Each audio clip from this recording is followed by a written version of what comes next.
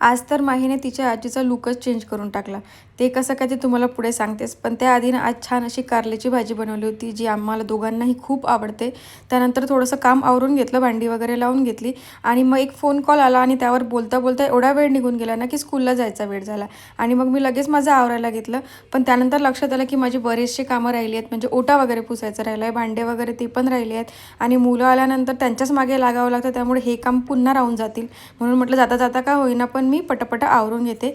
त्यासाठी मग मी भांडी वगैरे घासून घेतली आणि मग निघाली स्कूलमध्ये जायला.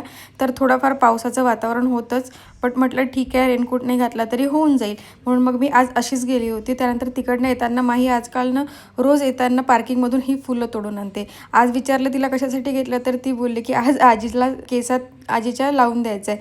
त्यासाठी तिने असं आजीला सजवून दिलं होतं आज आणि आजी पण छान दिसत होत्या.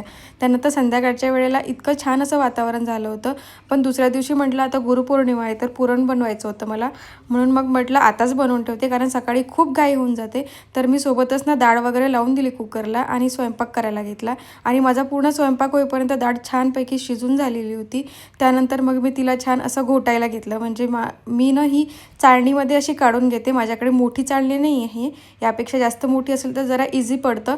पण माझ्याकडे एवढी छोटी चाळणी आहे, पण यामध्ये पण छान होऊन जातं. म्हणजे मिक्सरपेक्षा तरी खूप छान ऑप्शन आहे हा. कारण मिक्सरला जर केलं तर ना काही दाणे तसेच राहतात आणि काही असे होऊन जातात असं, पण ते एकजीव असं एकसारखं होत नाही. त्यामुळे हा बेटर ऑप्शन आहे. घोटून घेतल्यानंतर मग मी त्याला तुपामध्ये छान फ्राय करून घेतलं थोड्या वेळपर्यंत आणि मग त्याच्यामध्ये साखर वगैरे टाकून त्याला थोडंसं घट्टसर येईपर्यंत त्याला थोड्या वेळपर्यंत होऊ दिलं. त्यानंतर त्यावर थोडी वेलची पूड पण टाकली आणि जायफळ पण टाकायचं होतं मला, पण माझ्याकडे जायफळ नव्हतं. आणि अशा प्रकारे माझं पुरण पूर्णपणे रेडी झालं होतं आणि उद्या मी डायरेक्ट अशा पोळ्या बनवायला घेऊ शकणार होती. चला तर मग तुम्हाला व्हिडिओ कसा वाटला हे नक्की सांगा. आवडला असेल तर नक्की फॉलो करा. बाय.